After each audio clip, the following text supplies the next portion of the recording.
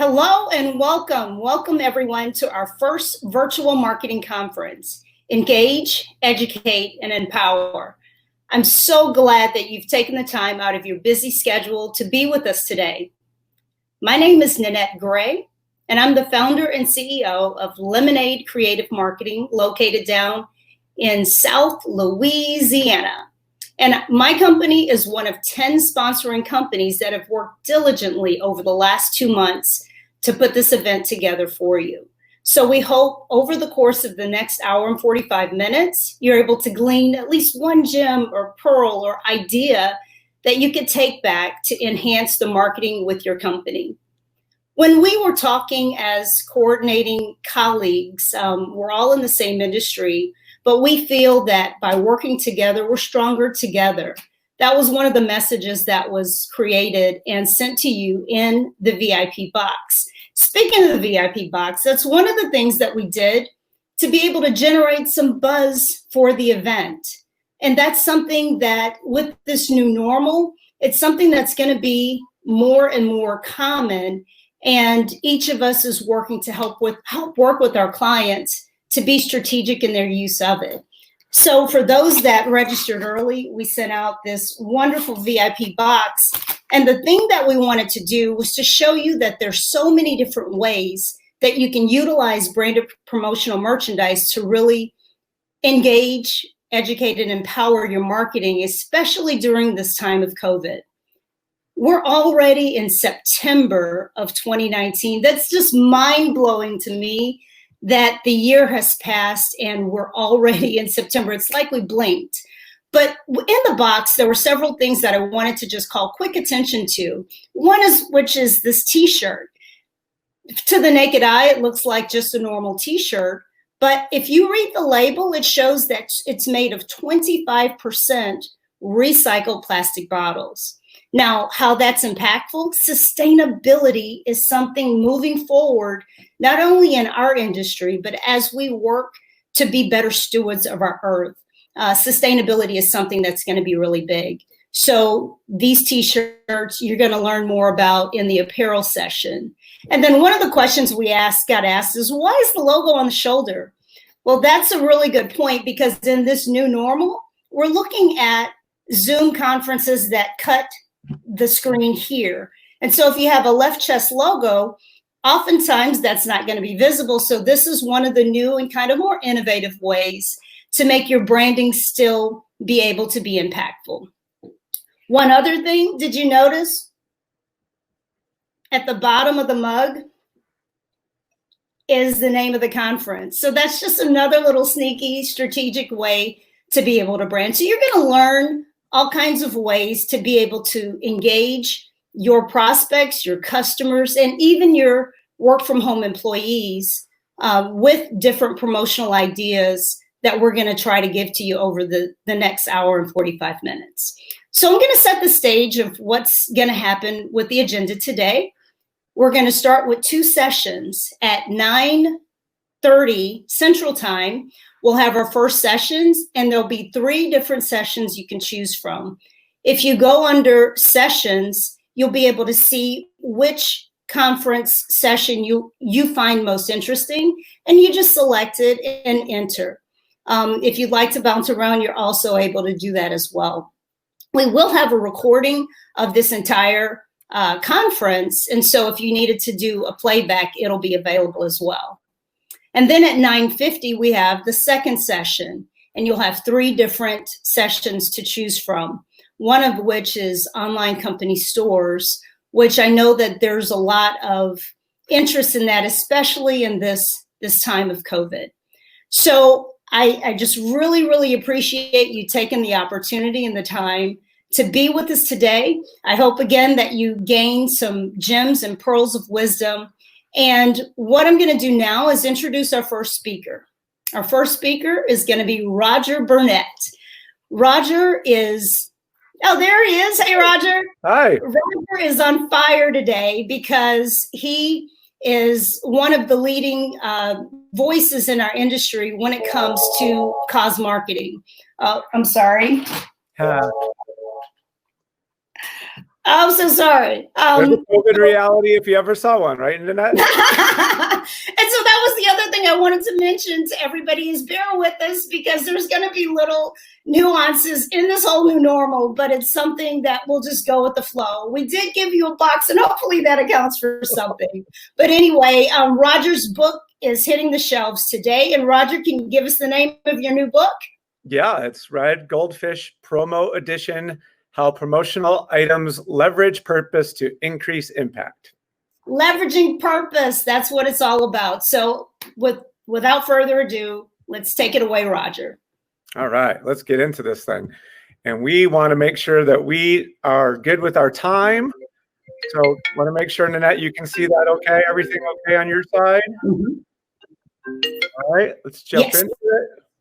Okay, so I am Roger Burnett, Certified Advertising Specialist. And what I really want you to recognize is we're going to focus a lot on this particular formula, strategy multiplied times execution raised to the level of trust is really where you are able to achieve the best results. I want to jump real quick into what you can expect from this, but not spend too much time. We're going to talk about what it means to be a salesperson during COVID. We're going to talk about how shelter in place has led us all to a return to the starting gate and a sea of sameness that you're going to need to stand out from.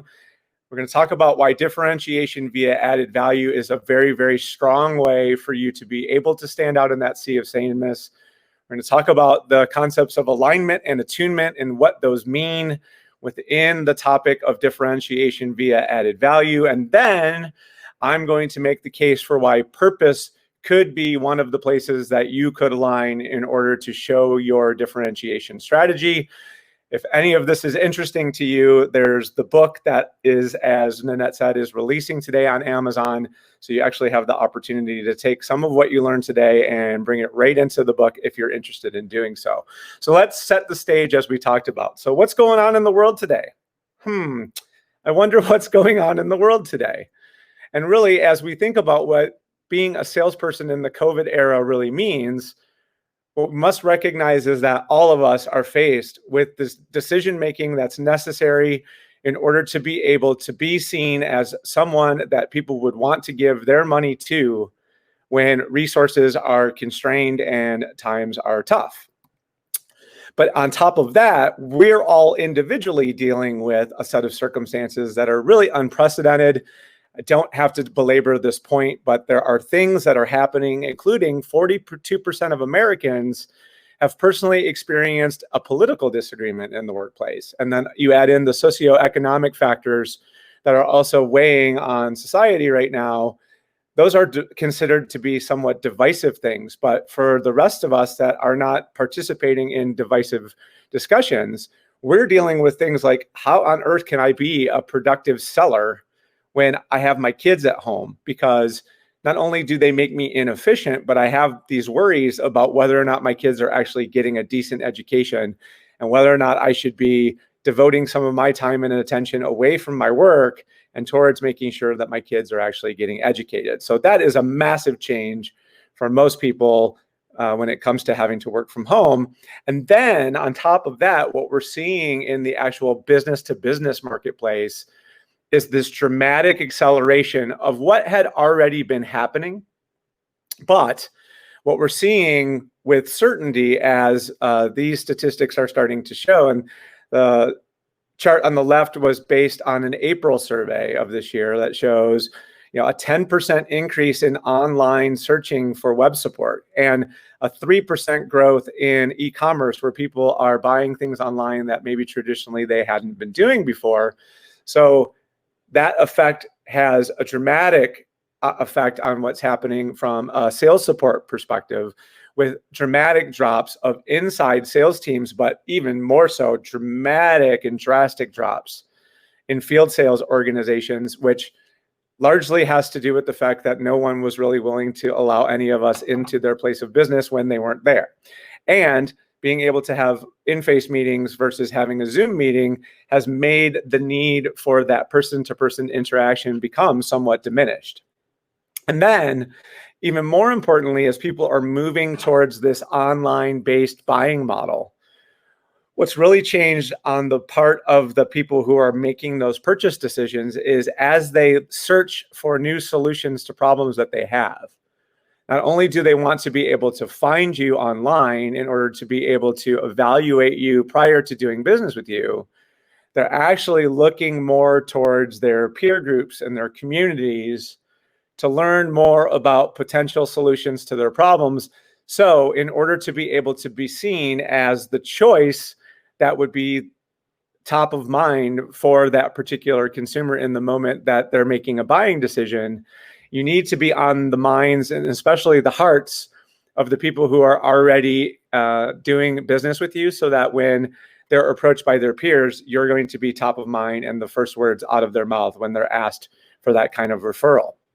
So when we get to this part of the presentation, invariably, I'm almost always asked the same question. If all of these things are true, if it's difficult to get a meeting with someone, if resources are scarce, if I don't have something that allows me to particularly be noteworthy to the marketplace, how on earth am I truly going to stand out in this sea of sameness? Because there's no real apparent differentiator on the surface for most businesses, and there can only be one low-cost provider. So you have to figure out something that would allow you to be seen by people who want to give money to what you do, to want to choose you as the option. And that really is a universal now in COVID, because whether or not you were the marketplace leader, whether you were the middle of the pack, or if you were really struggling prior to the shelter-in-place order,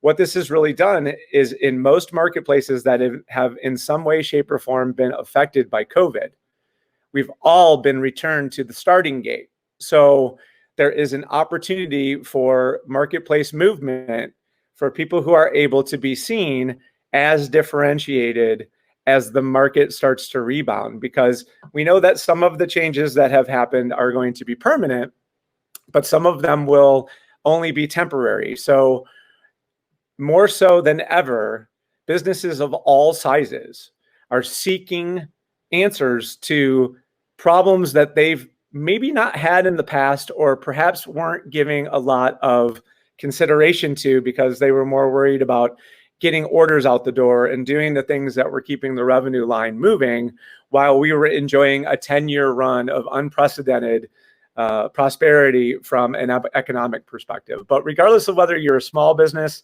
that's seeking answers to help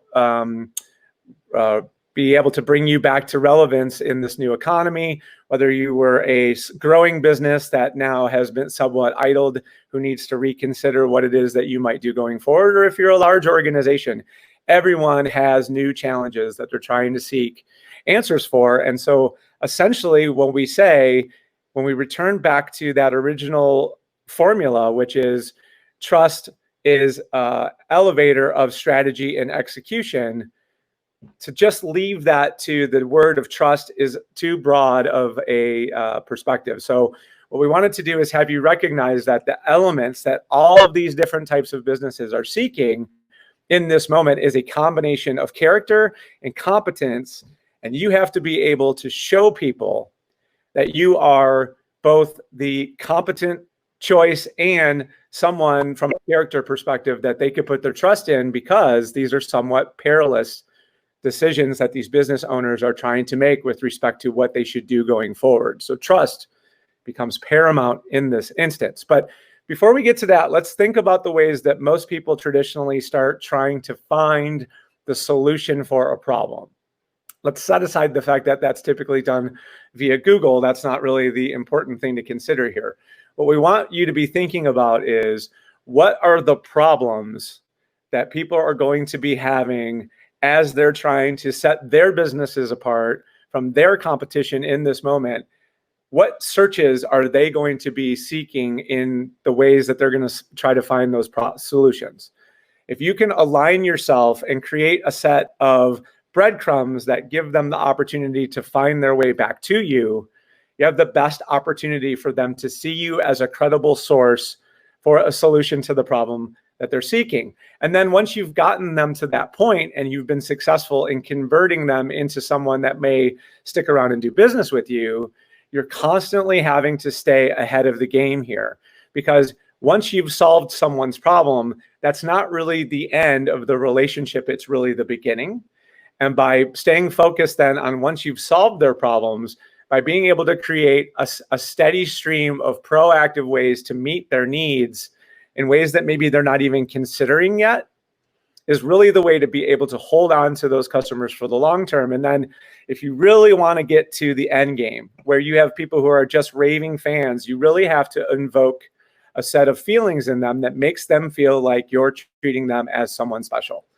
And I'll go back to Maya Angelou and this famous quote: people always forget what you say, but they never forget how you make them feel. So by being able to wow them and really make them feel like they're special, you're giving yourself the best opportunity to not only keep them for the long term, but turn them into someone who actually might bring you more business.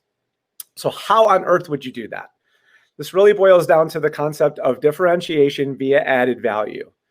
And that's a gobbledygook of words that's open to a lot of interpretation. So let me break that down for you from my own personal perspective so that you have a better understanding of what it is that I'm trying to explain. So if your prospects and your clients are searching for solutions to their problems, you need to be seen in that moment as being able to be the person who best represents the opportunity for them to have a solution to their problem. But even more importantly, if you're communicating your expertise in a way that aligns with their values, what you're really doing is giving them the opportunity to feel like by aligning with you, that you're actually making their personal brand or their business brand somehow better by virtue of the collaboration between you and them. And it serves two purposes when you do that. One, if you're doing it authentically and you're doing it from the heart, what you're really doing is you're showing the personality behind what it is you are as a business and what people can expect in order to, as a result of them doing business with you. But then even more importantly, if you're working from that value added perspective where you're really doing your job and wowing people, what you're really doing is serving as a buffer against any competitors who might come to the market with something slightly different than what you've done, or somehow disruptive to the way that you've gone about marketing what you do. So it really serves as an attraction, and it also serves as a defense. So by working on creating that differentiation, you're really giving yourself a leg up on the competition, especially in this moment where everyone is sort of trying to figure out what it is that they should do. Which brings me to my co-author, Stan Phelps, who is the godfather of all things goldfish. He has what is now 16 books in the canon that are all built around the notion that small things can make a big impact in your organization if they're focused on ways to deliver more value to your clients and prospects. And so there's a litany of books here, of which I wish that you spend as much time as you can examining each of these in the series. But the book that stood out to me was Red Goldfish, which is Stan's assertion that businesses that are built on purpose have opportunity or have a tendency to outperform the market. And when I read it, it spoke to me very, very specifically, because if we go back to this strategy of creating alignment, what I want you to think about is that while I'm going to present the case for purpose as an alignment strategy, that's not the only one that you can align on. You can be a company that only works with those companies that made products in the USA. Sustainability, as Nanette mentioned, is a big thing that's going on right now, as she mentioned about our t-shirts, and the way that recycled PET is finding its way into our apparel is a solid example of sustainability. But those are not the only two ways. If you're a business that's in a crowded and noisy marketplace and you happen to love fly fishing, why not try to be the organization that is seen by fly fishermen and people who love to fly fish as being the first choice for anyone in your category, for those people who really believe in that? Or first responders. Look at how much response we've had in the marketplace to people who are first responders and the value that we show them. So if you want to align yourself on being a business who supports first responders, these are all ways to get in alignment. Because here's the thing, if you do that, what you're really giving your customers, your prospects, your vendors, even your employees a chance to do is to decide whether or not what the brand and the company stands for is in alignment with what they personally believe in. Because when you get this alignment and attunement working together, really, really dynamic things happen. And that's a lot about what the book Red Goldfish is all about. But consequently, if you choose to ignore this, what oftentimes happens is we end up with people who are well-intended, who are trying to do a good job at work, who tend to insert their own values into the gaps where you as a company have not explained what your brand values are to those people who are working for you. So it's very, very important to find your alignment strategy and then communicate that well so that everyone who's doing business with your brand can understand what you really stand for, which is really what Red Goldfish is all about. So Red Goldfish originally was about how motivating sales and loyalty through passion and purpose was then married to the research that I've done for the last 3 years as the co-founder of Promo Cares, which is an industry movement to help highlight the businesses within our industry who are doing amazing things in the communities that they live and serve. And there are many of the distributors on this call who are participating in that program and doing really great things, and they would love to show you their giving heart. But this book is really meant to serve as a set of case studies for all of us on how to use purpose in your own alignment strategy, because if you choose purpose as alignment. Now remember, I said just a couple slides back, you don't have to choose purpose. There are a number of other things that you could choose. My suggestion to you, though, however, is that purpose is one of the strongest strategies that you can use, and I want to make my case why.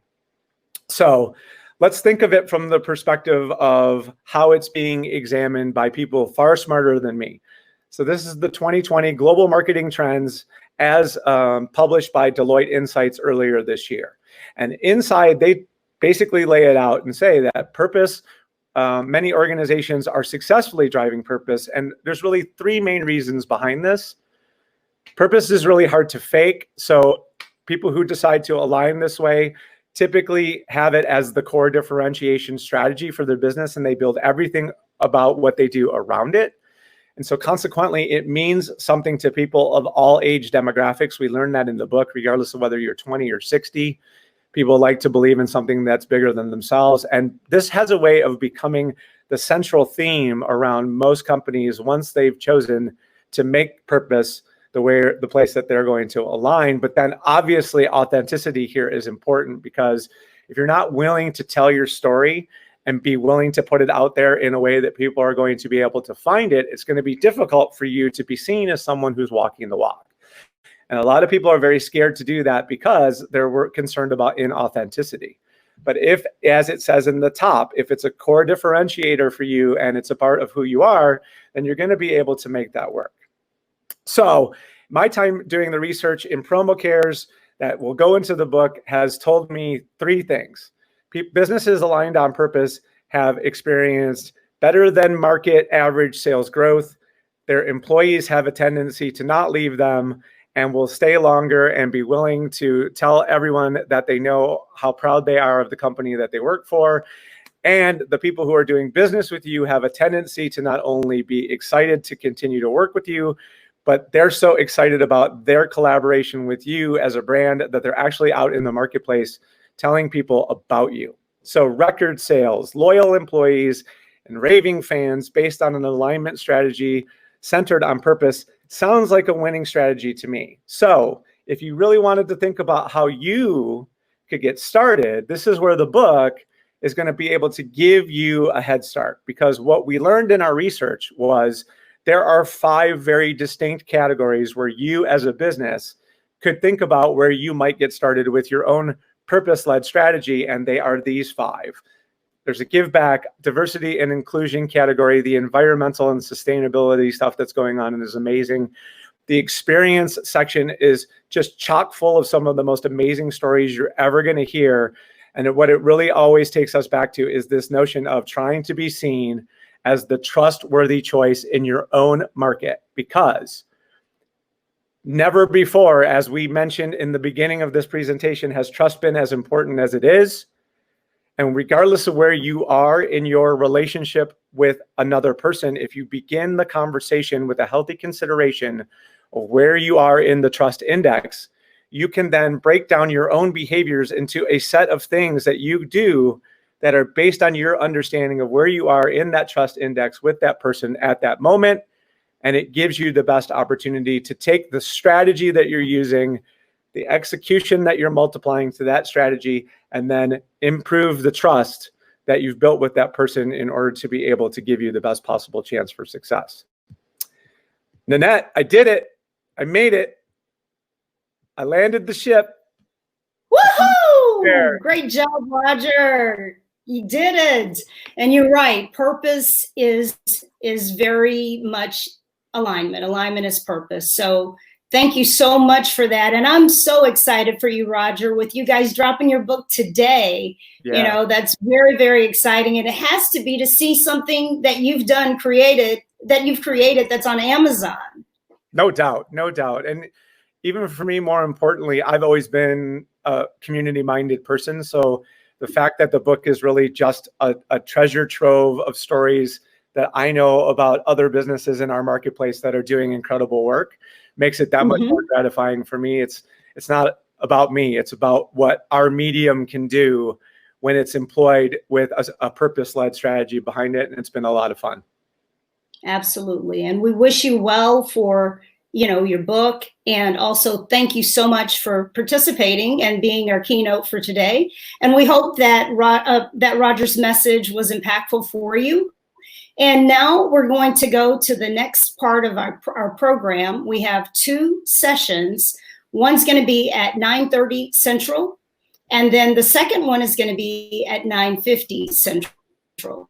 And so I'm going to try to read. We sent out this card with the box, and one of the things that I've noticed is that the font size is really very, very small. So for these over 50-year-old eyes, I just wanted to give you the sessions. For session 1, we have more than a journal, getting the marketing use out of stationary products. And the next one is going to be a new view on marketing. That's going to be brought to you by Cliff Quicksell. Utilize promotional products to creatively engage and enhance brands. And if you've never seen Cliff speak, he is freaking phenomenal. And then thirdly, for session 1, we had You Had Me at Drinkware. And this is one of the key things that drinkware is so powerful, and we all have to use it. Session 2 that begins at 9:50, we have trending apparel, new, newer, and newest. And we talked about our sustainable shirts, cultural movements and future design trends. And then finally, online company stores, your brand, your merchandise in your way. So we're going to leave the main stage, go over to the sessions, and choose the ones that you want to be with. And then at 10:10, we're going to come back to the main stage for our final panel, which is going to be on trends. So you don't want to miss that. So I wish everyone well over the next 40 minutes, and then we'll see you back here at the main stage. Take care. Thanks again, Roger. See you, everybody. All right. Bye-bye.